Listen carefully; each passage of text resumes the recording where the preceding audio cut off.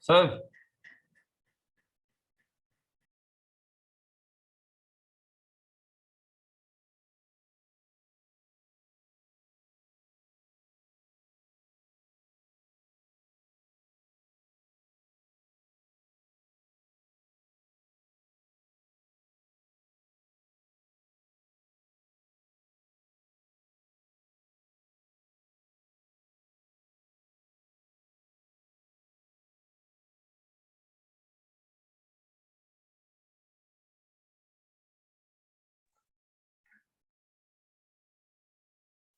Can you hear me now? Yeah, sir. Good morning, good morning, good morning. Good morning, sir. After a long time. Yeah. After what time is the lecture? 11:30. 11:30 we can start, sir. Participants are there. Actually, just a few minutes back, the last resource person he finished. Okay. So we can start. Participants are there. Okay. So, sir, your video is not coming, I think. Video, there is internet here. It's not very. Okay. Yeah. Now it came, sir. Okay. So, dear participant, again, good morning. And today, the second session, we are going to have a very senior professor, Professor Victor Babu, Department of Economics, Baba Bhimrao Medical University, Lucknow. And earlier, sir was also the acting registrar in the Medical University. So, sir, both very good. Sir have a very good administrative and as well as the academic experience. Very senior professor, and welcome you, sir, in our HRDC FIP program. We are very happy today. You are very busy in different university administration as well as the academic activity, but you are ready to share your valuable time with our participants. So thank you so much on behalf of the HRDC and Mizoram University. Now HRDC program, all HRDC program as per the UGC instructions, we are conducting online only. Otherwise, you have chance. I personally wish to you sometimes you visit Mizoram University and see. But our limitation is that UGC asking this financial year it should be online. So in future also, when we have a chance, we will invite you. With this, sir, welcome you. And now I am handing over the session to you for your presentation, sir. Okay. I can thank you, Professor Manoj, for your kind words. There is a little problem, with the video. Shall I turn off the video? Yeah, your video is there, sir. Your video is visible. Sometimes it's creating problem. Okay. Yeah. So thank you for your. Can you hear me? Yeah, sir. Okay. I can't see any participants. Sir, all the participants, they are in webinar mode. They will see you, but we cannot see him. Okay. That's very good. Okay. Thank you for your kind words. Today we are going to discuss approaches to social science research. What are different kinds of what is the time, Manoj? Time. Timing, no, 11:30 to 1, your timing is there. Okay. No issue there. So when we do research, so research is done for two purposes: either to find out something new or to reinterpret the existing ones. So out of these two things, one has to happen in the research. Research is not simply to cut and paste, but of late, people are trying to. Some people try to cut and paste and then try to make it their own, which is called plagiarism. So one has to follow some professional ethics or research ethics in doing research. So we have differences between social science research and then natural science or physical science, and approaches to sciences is different from the approaches to the social science research, because the matter and then the subject matter, the methods which we use both in science and then the arts in general and social sciences in particular are not the same. So you need to follow different methods, approaches, to do research in social sciences. So basically, there are four approaches to social science research, which is called like historical research, descriptive research, case study, and experimental research. So we follow these four different kinds of approaches to do research in social sciences, maybe in economics, history, social science, political science, sociology, etc. I'm basically from history. Manoj said I'm from economics, but I'm basically from history background.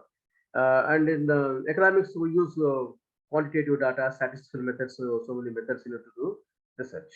So in this approach to social science research, um, we have like a historical method. So most social scientists will try to use this method to do research in in a in a historical way. But why we have to do research in the historical mode? Now, if you want to know about the origin of anything, any phenomenon, and then the growth of that phenomenon historically, then you have to use this historical method. For example, now cholera and this kind of diseases are there, and when plague and other things have happened, then what government has to be done, then what kind of medicine has to be used, then what happened, how it happened in the when it actually happened in the country, and then what the government did at that point of time, and what the government has been doing over the period. Uh, one has to one has to um, one has to understand that. So this method of research applies to all fields of social sciences because it includes the origins, growth, and over a period of time. So we talk about it, the growth of famine, for example. Now, uh, how famines took place, right, in India, and then when it took place, which point of time it took place, maybe it's in medieval time, ancient time, medieval time, or modern time, colonial period, and then what government has done at that point of time, what government has to do now. For example, if famines happen, whether these are man-made famines or maybe natural famines, if famines do occur, then what government has to do, then how to prevent that. Our research is basically to find out the causes and the reasons for this kind of phenomenon. And then if you want to prevent it, then how to prevent that phenomenon, so that the society at large can be benefited. So we have few steps of doing research, in this historical mode. The need for the knowledge about historical background. So before you do any phenomenon, you do research in any phenomenon, then you need to know the historical background of that. So to know the historical background of any phenomenon, then you need to know about that phenomenon. Then one has to gather as much relevant historical facts about the problem or the topic as possible. So get all the facts. Now the lesser the facts you have, the lesser the possibility of arriving at any conclusion. So that conclusion um, will not be appropriate. So once we go, sometimes we go with the basic thing of, for example, farming hypothesis, tentative hypothesis. Of course, in social science, research is not like whether you prove it or disprove your hypothesis. In social science research, we see the tentative hypothesis, which explains the relationships between the facts. When you have four or five factors, for example, four or five variables, then how one variable is connected with another variable, how number 1 is connected with the number 2, or number 2 is connected with the number 3, or whether there is any relationship between these variables or not. If there is connection, then what kind of connection exists between the variables. And then we need to collect the facts, or maybe all the information which is available about a particular topic, and then you need to organize the evidence, and then the verification of the other evidence and the authenticity of the information and the sources. Sources are very important in doing the research. Now, as all of you know, we have primary sources and secondary sources. Primary sources are those sources which are like authentic, and then which are basically eyewitness accounts most of the time, or maybe the government accounts, and then the sources which are contemporary with the events which we are going to study. Now, when you deal with these sources, then you need to be very careful with these sources, in the sense that whether the source talks about anything, right, or the information which it gives or which it portrays, whether it portrays about that incident objectively, or is there any subjectivity of the author of the document, or the person who compiled that. So one has to be very careful in dealing with the sources, trying to get the objectivity. So one has to see whether any subjectivity has crept into the observations of the author of the document. So if there is anything that kind of thing, then one has to you need to cross check. You need to juxtapose one source with maybe another source of the same period, and then we can get the clear picture, right? If somebody says something, whether that is correct or not, then how do you know about it? So unless you juxtapose that source with another source, or any other cross reference, then you will not be able to verify it. So one has to deal with the sources very critically. That's why we call it internal criticism, external criticism. In the external criticism, we will see how whether the document which talks about the event, or maybe the incident, is accurate or not. If it is accurate, then how accurate it is, whether it is 100% accurate, or 80% accurate, or 70% accurate. Then if it is accurate, and then secondly, we see internally whether the subjectivity of, or maybe the viewpoint of view of the other has crept into this document, or once the document has been compiled, right, for some time, then after some time over the period, whether there were any interpolations in the document or not. For example, when we deal with for example, Vedas, right? When we talk about Vedas, Vedas were compiled around 1500 BC. Then, if they were compiled in 1500 BC, then over the period, whether there were any interpolations or not. So, because the texts have been revised from time to time, many times they have added new information in the text. So one has to basically these texts were oral in nature in the beginning. So in oral collections, oral sources, there's a lot of possibility of adding a lot of things. So when some interpolations were there, what time these interpolations were done, and then how these interpolations were done. So one has to talk about that. Then once you get the information, then you need to select what kind of information you need. You need to organize your sources. You need to organize your facts, your sources, so that you can go for analysis. Right? The more organized you are, the more ability you will have, to analyze any particular thing. So and then after that, you will have what do you call, you will have conclusions. We can draw the conclusions.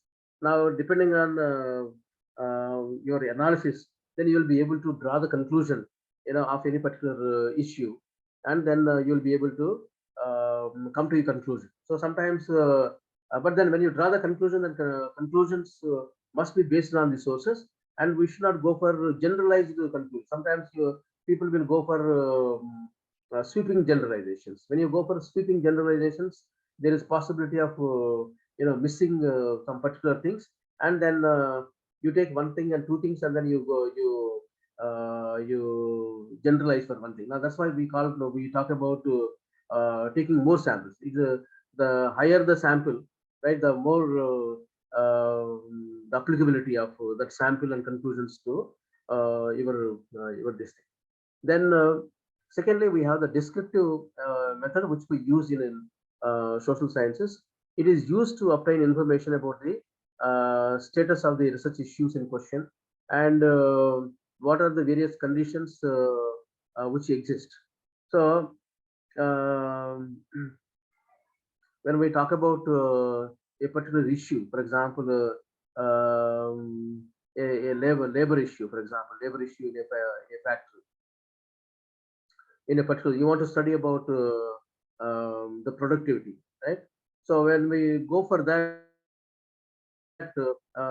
when you basically go for the statement of the problem, when you make the statement of the problem, sometimes people statement of the problem, they write pages and pages.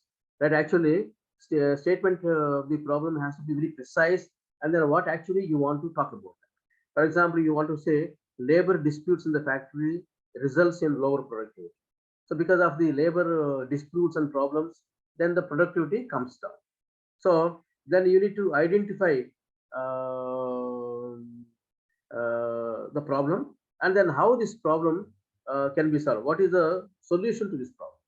So when you identify the solution, for example, you will be looking at the why there were disputes, first of all, in a factory. So what are the reasons for the disputes between the laborers and then the management? Then what kind of grievances laborers had, why there was a dispute, and then how this dispute can be resolved. So what can be the reconciliation process between the management and the laborers, so that the productivity can be enhanced. So one has to know about the grievances of the people, particularly the laborers. Then, if you want to, you have identified there are certain grievances, for the laborers, and this is the reason why there were disputes between the management and the laborers. So once you have identified some grievances, then how to get these grievances, right? How do you gather that information about the grievances of the laborers? Whether you will talk to them, interview them directly, right? Whether you go for the structured interview or unstructured interview, and then whether you are going to record your interview with them. So when you conduct the interview, what kind of precautions one has to take in conducting the interview. Suppose you go and talk to anybody while you conduct the interview, then they will not give you information direct, because then you need to try to get the information through or via some other. So it's like beating about the bush. So you don't ask the question directly. Then when you ask the question in indirect way, then they will be able to open up. First of all, one interviewer has to establish contact with the person whom you are going to interview. There must be contact. There must be eye contact. You must be able to gain the confidence of the person whom you are going to interview. If you don't have the confidence, if you don't gain the confidence of the person from whom you have to get the information, then you will never be able to get the information which you want, because they will never tell you the truth. Or maybe they think there is no point in telling you the truth, because everybody comes and interviews and then their problems remain the same, and there is no solution to their problems. So you need to gain the confidence of the person whom you are going to interview. Then then you must be able to give the impression that you are genuine, and then you are trying to work, for their grievances, and then there is a possibility of finding some solution to their problems, right? Maybe in the form of suggestion, right, which you can give to the factory management, or maybe it can be a policy document, right? Suppose laborers in the unorganized sector. So how to solve the problems of the laborers in the unorganized sector? So government, your input, your research input can go as a policy document. So once the policy, so many government came up with so many policies, particularly based on this kind of working papers. Uh, when you, for example, when you come up with research, and then it's almost like a working paper, then there is possibility of forming some policy from your research. Then they will be able to solve the problem. So when you interview the informer, then you need to gain the confidence of the people, confidence the people whom you are going to interview, and get and get what do you call it? Get the information which you require. One example I want to give you. Suppose you are working on women empowerment, or maybe wife beating, for example. If you are going to interview a woman and ask her directly whether your husband beats you, then she would never say, yes, my husband beats me every day. So sometimes, even if she gets beaten up every day, she would not like to open up and then tell about her husband. So there are people, there may be exceptions who may tell, and then there are people.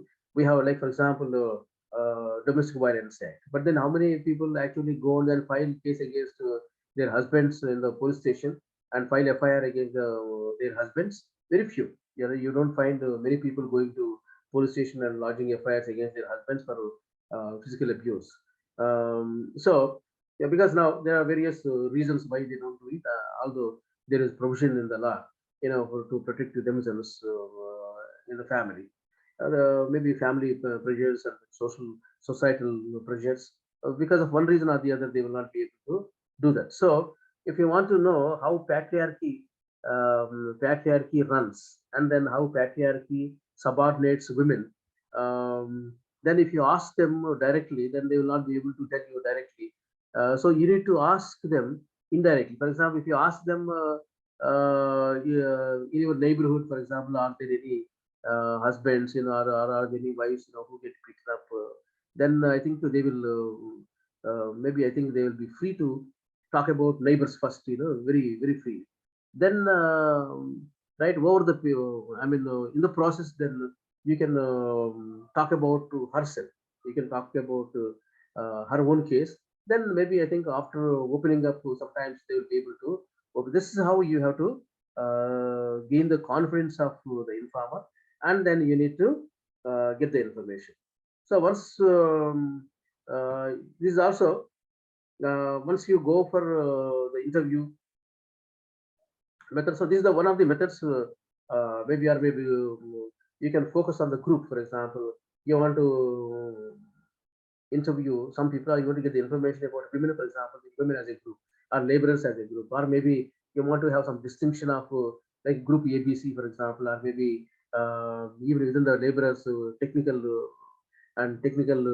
people, and then non-technical people. So that kind of, even if you want to have that kind of group focus, then you can focus on a particular group and then get the information.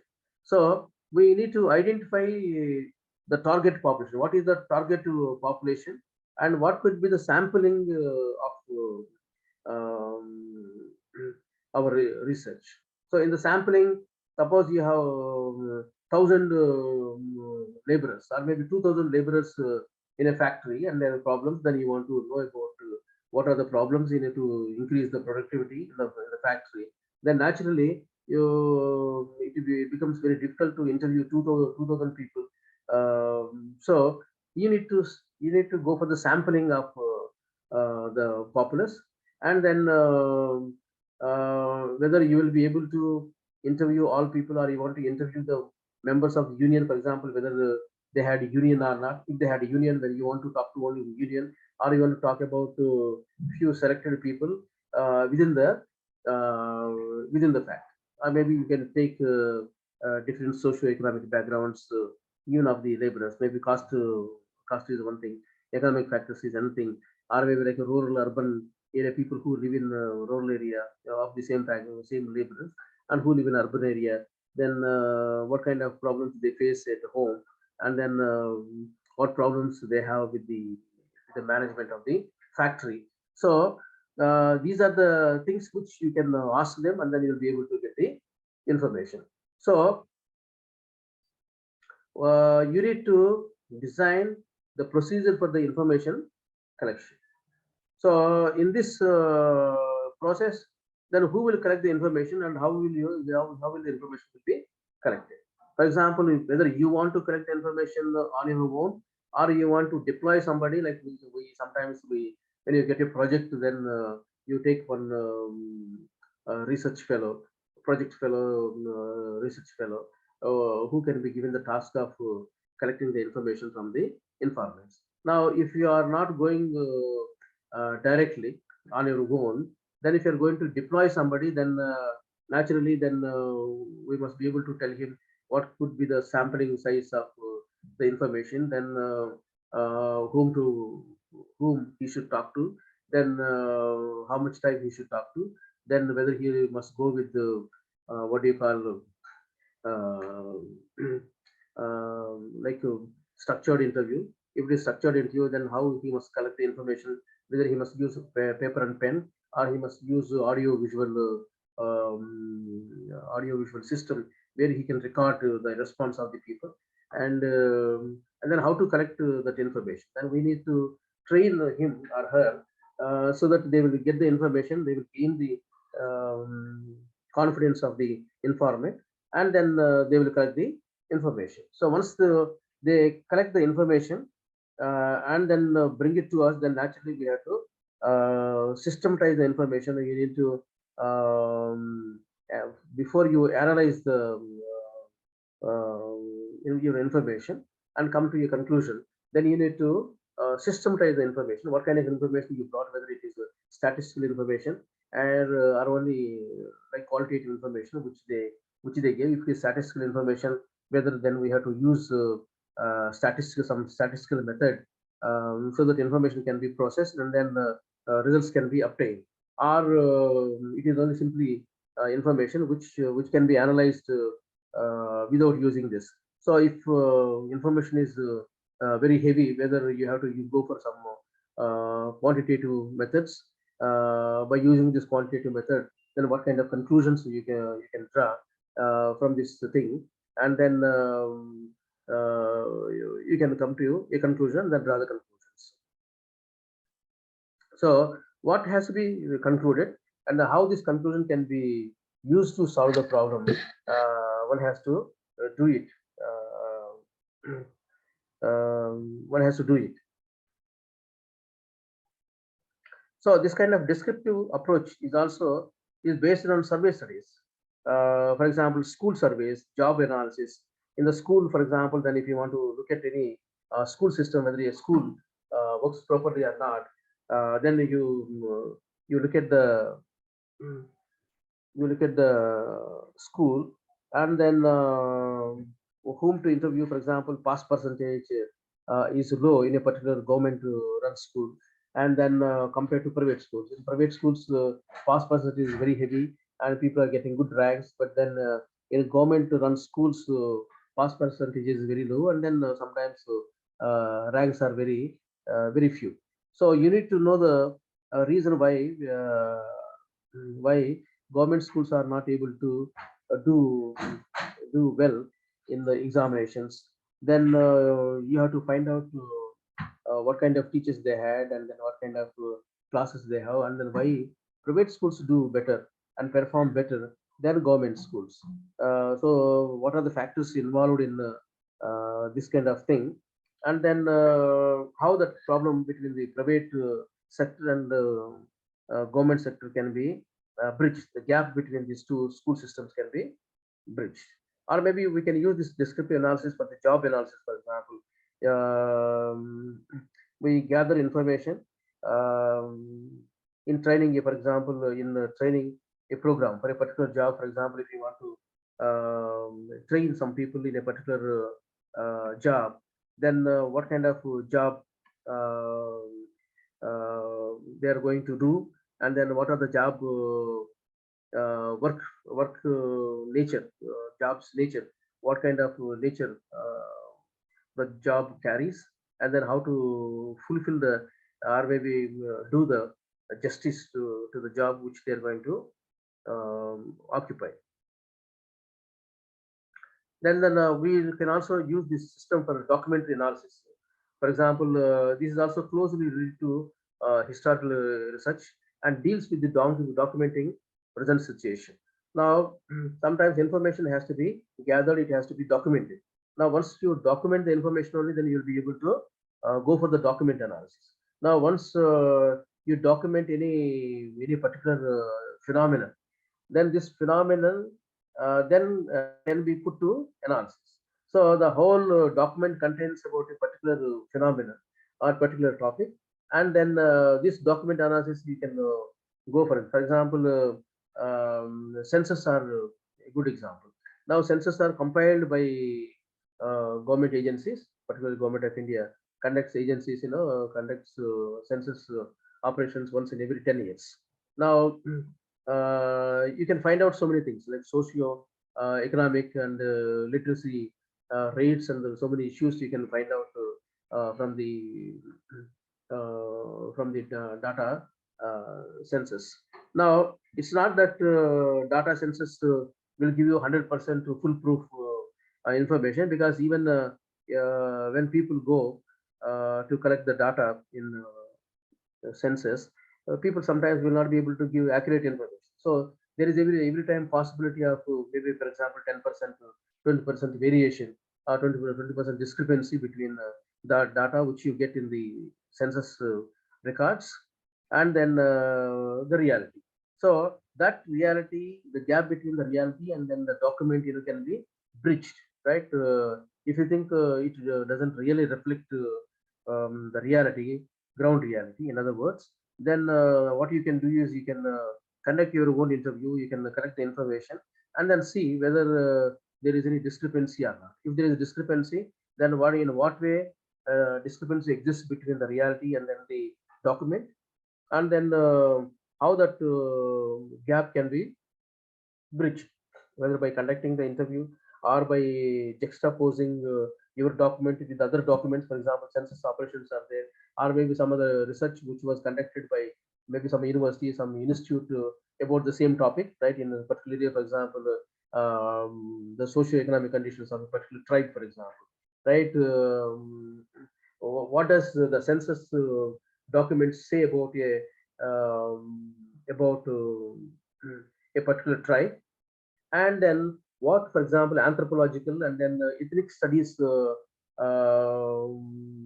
about the same tribe, for example. So as I told you, sometimes they will not be able to open up fully to the government agencies, but sometimes they may open up to a research scholar who happens to be, for example, somebody is doing research, somebody who belongs to particular, for example, that particular tribe, and then he or she does research, and then when he or she approaches to the informant, since they belong to the same tribe and community, sometimes they'll be able to open up about, for example, about customary laws, and then the customary laws then usually they are not they don't open up to the outside. But then if somebody from the same community or the same tribe does research, and then when they ask questions about that, then they will be able to open up the reality, and they will be able to tell. So sometimes this descriptive method is also used, for public opinion surveys. Um, Suppose you want to make some policy decision, and then to enhance the decision making process by government officials. I think sometimes even um, before any product is launched in the market, of late, what companies are doing is they try to get the opinion from the market.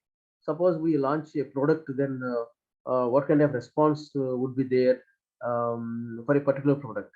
Then, then what kind of feedback they get? Depending on the feedback, then they will try to launch the product. If they launch the product, then what could be the delivery system, how it can be delivered. For example, like food, online food, for example, Swiggy, food delivery app, for example. Now it has become very popular, you know, with the people, particularly with the people who working people. It has become very handy, right? When they are not in a position to make food, right, to cook food, then they can go and then order the food. So before this app was launched, and then this initiative was launched, so some market survey was done, and public opinion was gathered, you know, through different sources. And once the company thought, you know, yes, they could launch this product, and then there are takers, you know, for this service, and then they will be able to manage, and then they launched it, and then it became a hit in the market, and then they are, I think, successfully running this food online food delivery system. Now, sometimes we also gather the data concerned with, for example, internal or external characteristics of a particular community. For example, when you this during particularly this COVID period, there were some people who were so much afraid to take COVID jobs. Some villages and some people were so much afraid. They thought if they take this COVID vaccination, then it would result in heart attack, and then they would die, or maybe it would result in some disease or the other, some other side effects will be there. So many people did not do it, particularly some people, you know, who are living in the marginals of society, some margins of the society, some people did not do it. So when the government launches, for example, any health scheme, for example, whether this health scheme would run successfully or not, and then what kind of effects it would have, and then how the community receives it, whether the community will receive it or not, then one can do research on community based surveys. So once you go for that, then it can become a policy document. For example, this kind of thing, right? Whether this kind of thing will be accepted by a particular community, for example, any Dalit community, or maybe tribal people who are particularly not very much exposed to modern culture, modern medicine, whether it will be accepted or not in the community. If it is accepted, to what level they will accept it, whether 100% they will accept, or 80%, 90%, or 70%. So one has to study that. And it will help us. So this descriptive approach is also based on interrelationship studies, which trace the relationship between from the facts obtained to gain a deeper insight into the situation. So we also go for case studies. For example, you probe into the depth into an individual situation or personality with the intent of diagnosing a particular condition and recommending corrective measures. So if particularly psychology people also will use this kind of descriptive analysis. Now, what kind of things what kind of effect it will have? For example, these people who work in software industry, they were of late. We hear a lot of software industry people committing suicide. Now, why a lot of software industry people who are well educated and who are well paid are committing suicide? Whether what could be the reason for that? So whether they were fired by the company, that's why they commit suicide, or whether there is any work pressure on them, or when they work odd hours. For example, they keep working up to night 1 o'clock, 2 o'clock, 3 o'clock. When they have a target, they have to complete the target. So for that, they keep working for sometimes throughout the night. So without proper sleep, they will work. So what could be the reason for suicide cases among software people? Right, in Hyderabad, we recently heard in Bangalore, Hyderabad, and some other states, some people committed suicide. So then, what kind of problems they were facing? Then how to stop that? So when we do research, or when we tell somebody to do research, then it is basically to stop this kind of phenomena. So there is that kind of phenomenon. How to stop it? Otherwise, we have sometimes patients committing suicide. Why patients are committing suicide in the country? What could be the reason for this patients committing suicide? Well, there because crops fail. That's why they're committing suicide. Or they are not able to grow the crops, or when they grow the crops, they are not able to sell the crops in the market, and then they get to losses, and they get into debt. It's like a vicious circle, and then they are not able to make repayment of their debts. So that's why they are committing suicide. So what is the reason? So when we do research, social research, then we will be able to solve the problems. So we need to go for case studies. Case studies, for example, when you go for, as I said, it is either software or some patient suicides. How to stop that? So once you want to take up research in this kind of areas, then how to stop that? Our objective is to stop suicides, right? Maybe software or maybe patients. Then what has to be done there? How you will collect the information? Then how to collect the information? How to analyze this information? Whether the information you will be able to get proper information or not. So one has to deal with all those situations, and then get the information and do proper research. And as I said, every time we do research, we need to keep research ethics in mind. So what can be done, what cannot be done, one has to keep always in mind while doing research. So we should not induce the informants. When we do research, particularly social research, there is possibility of I'll do this, I will do it for you, and maybe then they think every time you go to them, then they think maybe you'll be able to help them. So we need to follow certain ethics in doing uh, this social research. Now, like we have casual comparative studies. Now it compares the linkages, the likeness and differences among phenomena to determine if any certain factors or circumstances tend to accompany certain events, conditions, or processes. Now, sometimes the reasons of the same phenomenon in one particular region may not be the reasons, for another.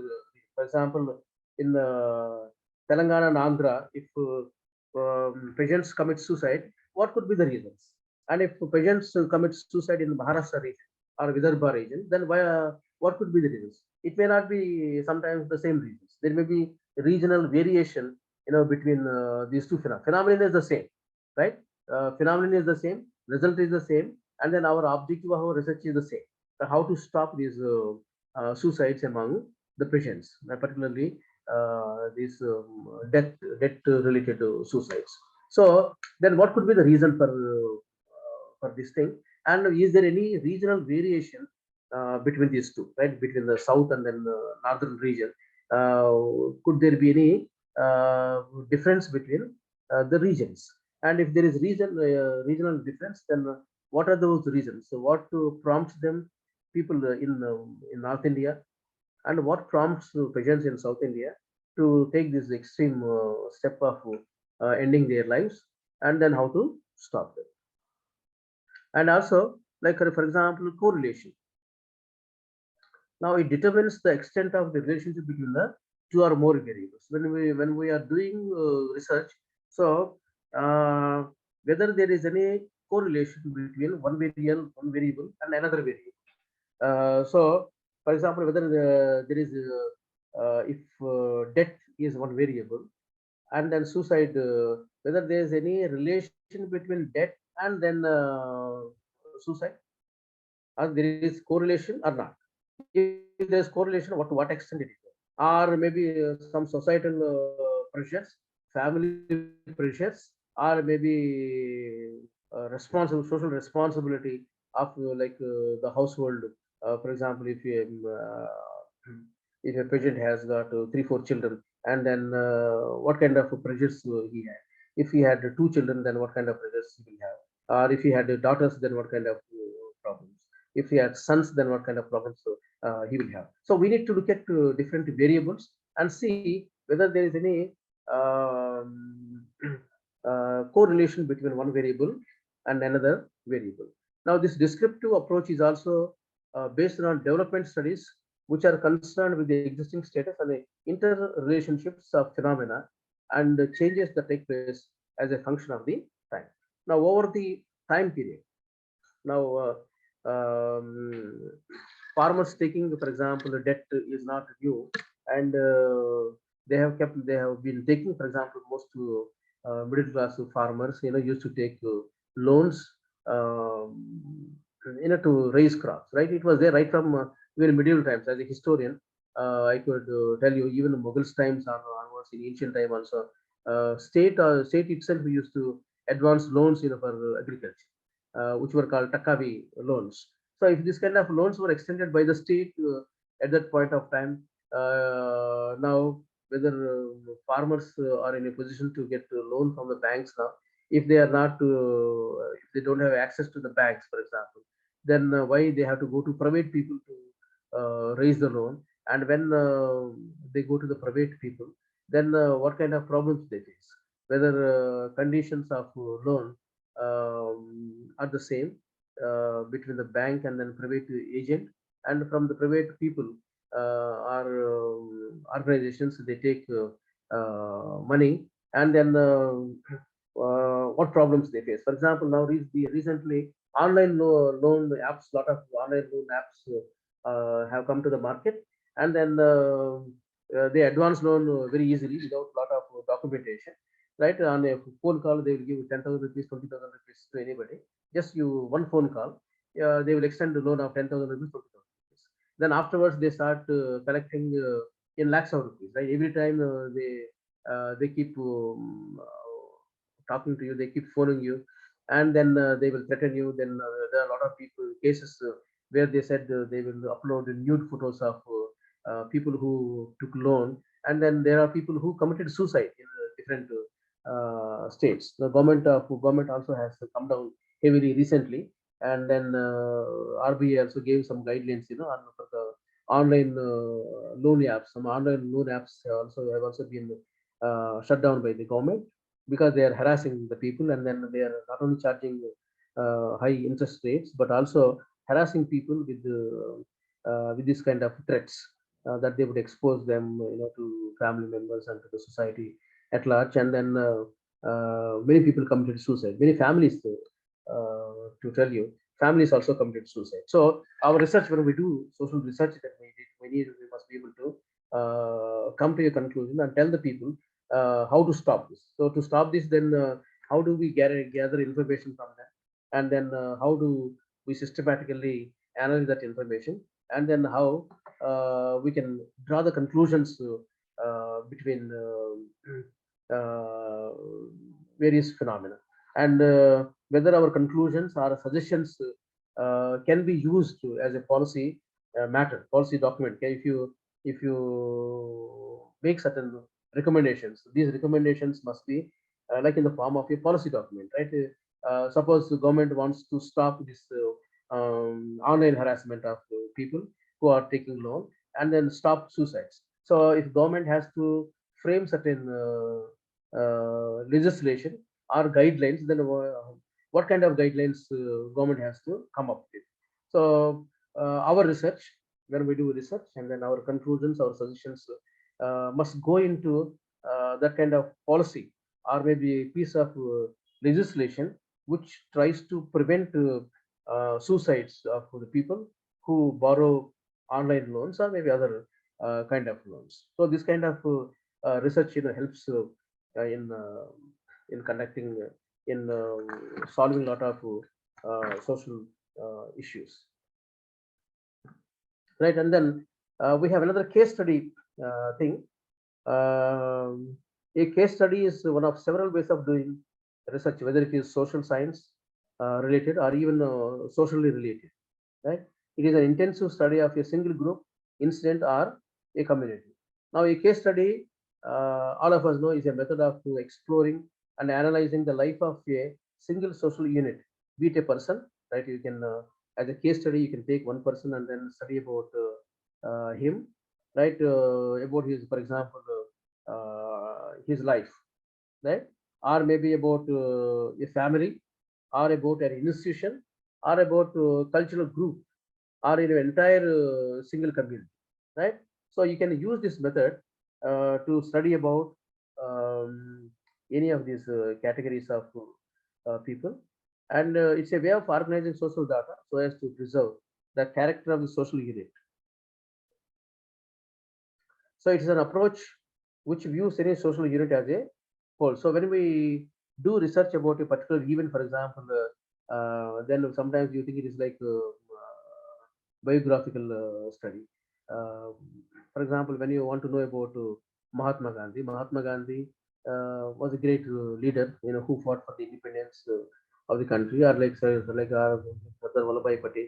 Then, if you want to know about a particular individual, then you can know about them, how they, what kind of education they had, what kind of childhood they had, and then how um, uh, how they developed their personality, then maybe about the nation, what kind of input they got, what kind of information they got, who are the people who influenced them in coming to or in developing this kind of personality, and then how to dealing with this issue, I think. So it may be, or maybe about a family, for example, Tatas as a family and as industrialists, like, for example, they were very active right from independence days times onwards, industry coming forward to set up industries like Tata Birla and other families.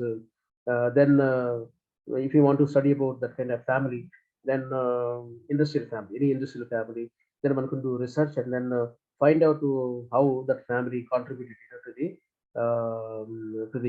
to the country at large, or maybe like any cultural group, for example, some tribes are losing their culture, yeah, because of the onslaught of Western culture and then modernity. So if any cultural group, for example, any tribal group or maybe other group is thinking it lost its, like, for example, culture, their basic culture, then how that culture can be preserved, and then where they lost their culture and how it was lost, to what extent they lost this their indigenous culture to Western culture or maybe to the modernity, and then what are the good things, which can be preserved and then which can still be relevant, to the present day society, and how they can use that their culture, and how they can preserve that culture. So this case study method studies a cohesive unit, and it may be an individual, as I said, you, a family or institution. Uh, then you can think about a family. If it is a family, then what is the relationship of family members, and then that's how the family runs anything. Then when decisions are taken, then whether decision was taken. Um, um, for example, it is autocratic or maybe it is like democratic, right? And then, for example, child abuse. Now, this is also a social phenomenon. Child abuse is taking place now, particularly girls. So, how girls are being abused, particularly girl children. Um, then, if they are abused in a particular community or maybe particular region, then how they are abused, and then what could be the reasons, for their abuse, or maybe like early childhood marriage. Of course, now the legislation is there, but even then, on and off, you hear that some child marriages are taking place in particular communities because of belief or maybe because of certain social pressures, they still take place. So if they are taking place even in modern India in 21st century, then what are the reasons for this kind of child abuse or child marriages which are taking place, and then how this can be stopped?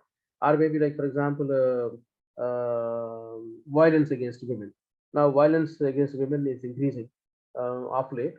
Then if you want to stop violence against women, then what could be done and what could be the reasons? Now sometimes people say the movies are one of the reasons, for the violence against women. So if we want to do research on violence against women, now whether movies are responsible, first of all, whether movies are responsible for violence against women. If they are responsible, then to what extent they are responsible? To what extent women are films are responsible for violence against women, and then how women are portrayed in the films. Now since women are portrayed as I mean what do you call, they objectify women in the films. uh, that's why violence is taking place women. Then how women are objectified in the films? If they are objectified, then how that objectification of women, you know what do you call, creates or maybe uh, helps in violence against women in the society. Or sometimes people say because of this is often the reason which any rapist would tell in most of the related cases. Then they would say it's because of the dress which they are wearing. So if that is the reason why, to what extent the dress which is worn by women are responsible for the violence against women, or first of all whether it is a factor to be taken in or not. I mean, sometimes rapes takes place even in the villages where they don't wear, for example, modern dresses. Then how could you explain that, right? Even when they are wearing normal traditional dresses, there even rapes takes place in the rural areas, not only in the urban areas. So, so that means the dress is not certainly not the reason for the rape, but then some other thing. So then, what kind of patriarchal attitudes, that the person has? So whether he is the family from which he comes gives value, gives importance to women or how women are treated in his family, and then what is his what do you call, social gathering, and then how he was brought up, whether his social upbringing, socialization has something to do with the violence against women. So many issues are involved in violence against women. But if our purpose is, for example, to stop violence against women, then one has to think about all these issues, and then how to stop this. So one has to do research objectively. We cannot come to a conclusion, and we cannot go for sweeping generalization. So you need to juxtapose. You need to uh, compare, with one variable with another variable, with one region with another region, and then try to find out the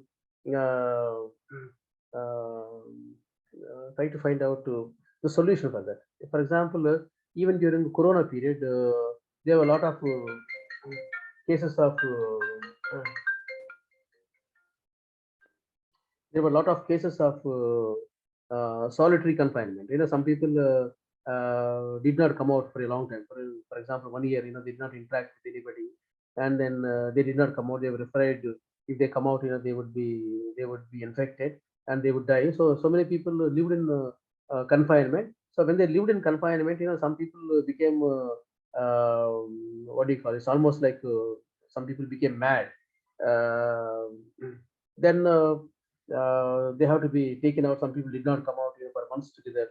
And recently also, I have read in newspaper somewhere in Tamil Nadu, where one family was there for almost 1 year in confinement. So Then when neighbors complain, then police people have to break in the house and then they have to bring them out. And then where they are in very horrible condition with a lot of hair growth and nails and then all that, in a very horrible condition. So when this kind of pandemic takes place in a society, then what kind of impact this pandemic creates among different socio-economic background people, right? The impact was not the same. Impact was not uniform.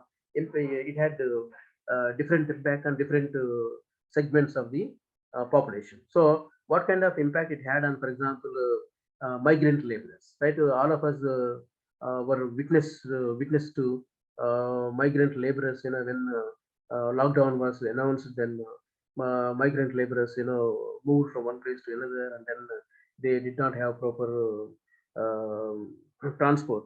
So even when the transport was not there, sometimes they they come they walk, they they traveled a lot of distances on foot, on barefoot. They most of them went, and then they had reached their home after 2 3 days of walk, and sometimes they died on the road accident, on the train accident. All of us are witness to this kind of thing. So if this kind of social phenomenon is there, and then how we can do research and what kind of solution we can find out from this research. So when we do research, then our research, particularly in social sciences, must be able to provide some solution to the social cause and social crisis. So how, because government alone will not be able to deal with the situation. Of course, most of the time when something happens, then we tend to blame the government.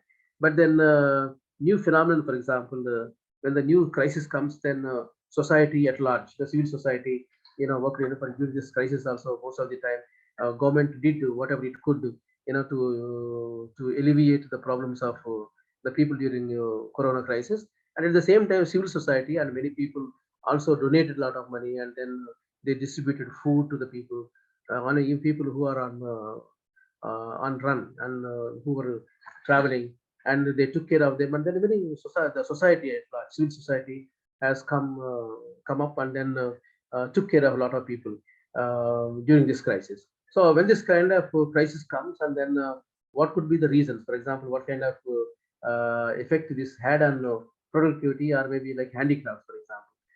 Many people lost their what do you call, lost their livelihood during this crisis, and then they literally had a tough time in dealing with the situation. So our research has to be um, um, our research needs to find a solution to this kind of problems which society faces from time to time, and it has to be relevant. Our society, our research also should be relevant. If it is not relevant and it doesn't solve any purpose. Now, one more example I want to give you, like environmental crisis. Now, uh, we are facing a lot of environmental problems, and then recently now the air level in Delhi and Noida regions, has gone down, and then there is situation is very grim in Delhi, in NCR region. So if there are a lot of smog in the air and a lot of pollution in the air, so if that has to be brought down, then how to stop it, to stop the pollution in the air, so that particularly women and old people, and then children will not have breathing problems.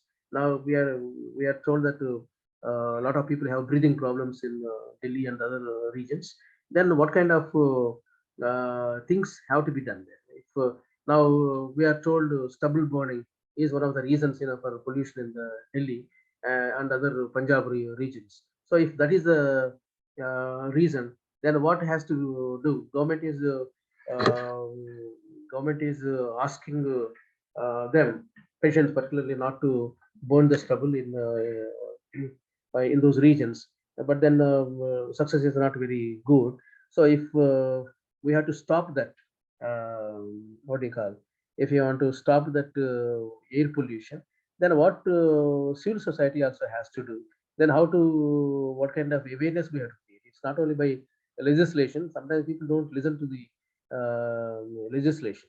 Then what kind of things then we have to do? For example, creating awareness among, particularly among patients who burn this stubble. Then what could be the disastrous effects of stubble burning, and then how it leads to air pollution, and then consequently breathing problems, both for old people and children. So what they could do, and if they have to remove that stubble from the fields, then what could be done? Whether there can be any like compost, and then how they can make use it as a manure afterwards. Whether there is any possibility, and how much it costs, and then what is the alternative? Maybe I think we will be able to find the science and technology also must be able to find some solution to this problem. And then mostly socially, we need to create awareness among the patients that you don't do this, because if you do this, then you will create pollution, and once air is polluted, then all of us will be affected. So it would affect all people, both in Delhi and then Punjab, other regions. So what needs to be done if you want to have good air, clean air? So if you want to have clean air, if our objective is to have clean air, then what needs to be done there? And then who are the actors who are involved in this process? And then how to, if some people are responsible, who are the agents for responsible for causing pollution? If we identify these agents, then how to make them understand whether they can stop it, how to stop it, whether by legislation they'll be able to stop what they are doing, or if legislation fails, then what kind of social activity we can bring, for example, creating awareness, or maybe involving some NGOs to make them understand, and then to make them aware of bad effects of the weather and the air once they stubble the burn, and once they burn the stubble. So this kind of things one has to do research, and then we must be able to give some suggestions to the government. So when we do research properly, and then our research is accurate, and our generalizations are based on the sources, and then analysis of our research, then that will become a like policy document which can be used for the government and other organizations to deal with social problems. So I stop here, and if anybody has got any question with this brief talk, then we can have discussion. Manojji, thank you. Hello. Hello. Yeah, sir. Manojji. Sir, thank you. Sir, thank you.